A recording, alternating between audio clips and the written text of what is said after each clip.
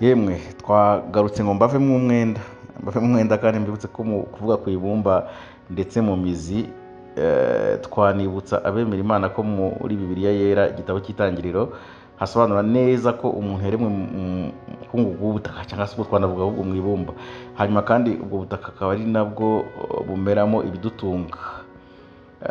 Nindibuka uko Yesu yasize ibumba cyangwa se akondo ku maso y'impumyi igahumuka, aho ni hariya muri Yohana igice cya 9 umurongo wa 1 kugeza ku wa 7. Kimwe mu bibazo by'ingenzi rero byerekeye akamaro k'ibumba ni ukwibaza niki kiri mu ibumba kirigirira umumaro no kumenya uburyo bwiza bwo kurikoresha twirinda gukabya mu kurikoresha. Ibumba rirazwi no mu buryo busanzwe mu mamuko y'ikiremwa muntu, baba n'abahanga bararireba mu kubumba ibikoresho bitandukanye, inkono n'ibindi. Hanyuma kandi ibumba buriya rinakoreshwa no mu nganda basukura ibintu bitandukanye. Hari n'ababyibuka kera bakanyamigezi bakora imigezi ugasanga bararyifashisha. Ibumba ni ingenzi. Mu 2016 mu gitabo cye yamuritse asoza amasomo ye ku rwego rwa doctorat muri farumasi, Dr Kanoti François yavuze byinshi ku ibumba muri iyo nyandiko ye yise L'argile, son utilisation à l'officine. Mu mapaje 139 yose yerekanye aho ibumba rihuriye n'ikiremwa muntu, uhereye mu myaka ya kera. Avuga byinshi ku Bagiriki n'Abaromani, avuga mu myaka yo hagati abagabo b'abahanga nka ba Dr Claude Garrier, ariko kandi ubwo ntabwo yanasize uwitwa Grec Dioscoride, we tuzagenda tumugarukaho kuko we afite uruhare runini mu byerekeranye n'ubuvuzi bw'umwimerere, aho tuzaba tuvuga iby'ibimera. Uyu mwanditsi muri nyandiko ye avuga ko kuba ibumba rikize ku myunyungugu bituma rirengera ubuzima tukabaho neza, ubundi kandi rikabusana.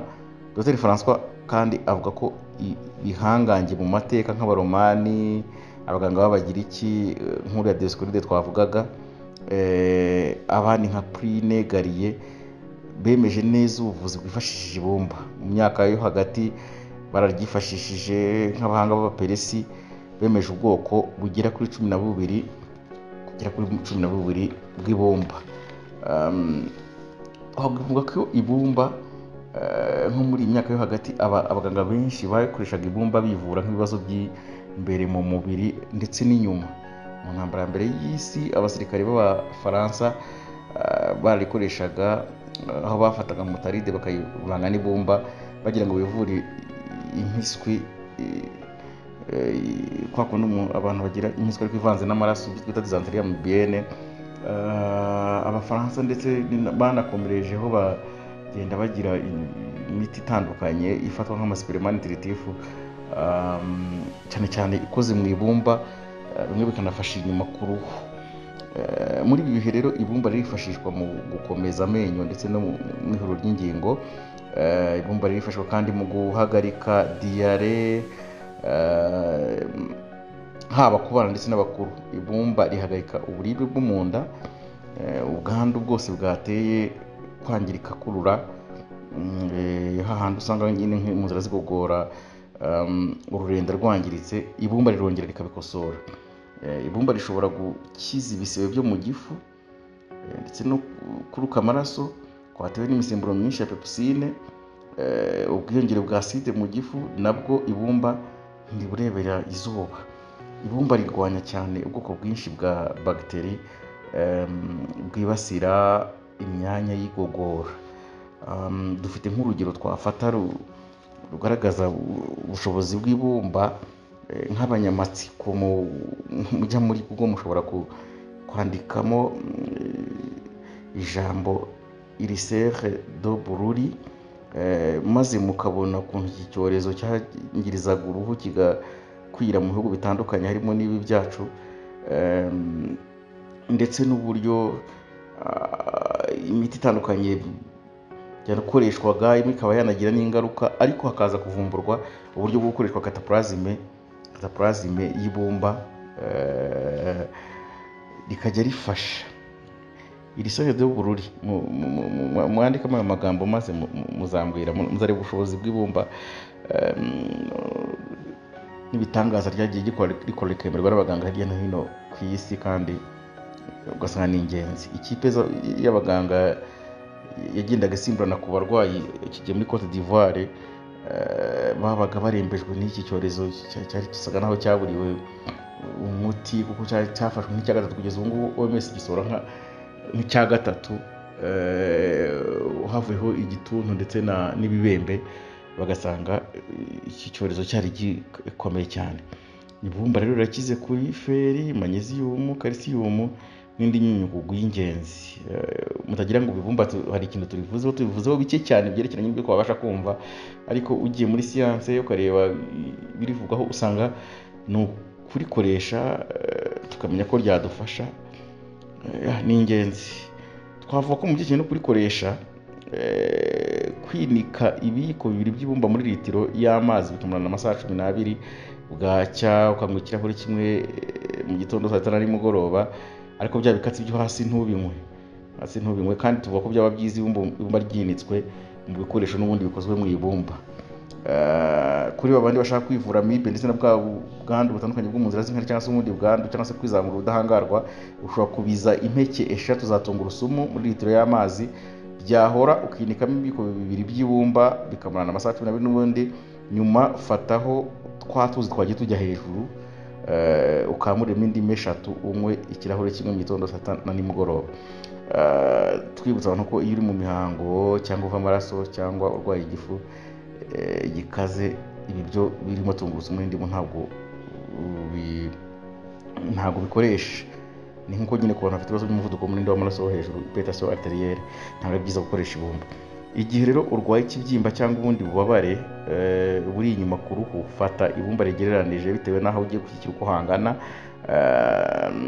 urikoroge mu mazi y'akazuyazi watetsemo romare, urambike hahandi hafite ikibazo, hamara iminota 90, isaha n'igice, rubona guhera ku isaha.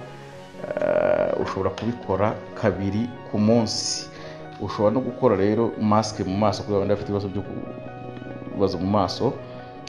Cyakora tugiye kukitonderwa, twavuga ko ibumba ry'icyatsi niryo ryifashishwa mu kurinywa. Hanyuma icya kabiri birabujijwe, ndetse birabujijwe cyane kuri gatibumba kuko rishobora kugutera appendicite bitewe na sodium kandi iri mu ibumba. Si byiza kurinywa urwaye ufite ibibazo by'umuvuduko munini w'amaraso wo hejuru, hypertension arterielle, cyangwa se twita high blood pressure.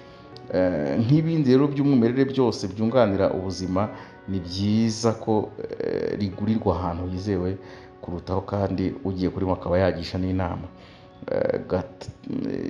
Ikindi kitonderwa cyo rwa 5 ku bagore batwite, si byiza kurinywa mu buryo bukabije mu mezi 3 ya mbere cyangwa se mu mezi 3 ya nyuma, ndetse byaba byiza nuko no mu bindi bihe umugore batwite bayikoreshwa gusha mu bujyanama babanje kugisha inama, kubera ko ririmo imyunyungugu myinshi ndetse n'ibindi binyabutabire, ku buryo ni byiza kugisha inama abantu babijijukiwe.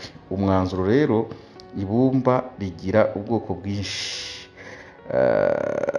rikora ibikorwa birenze ibyo twavuze.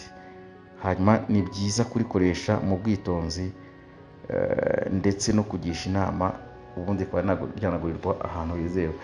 Ngibyo bike mu byavuga mu byerekeranye n'ibumba.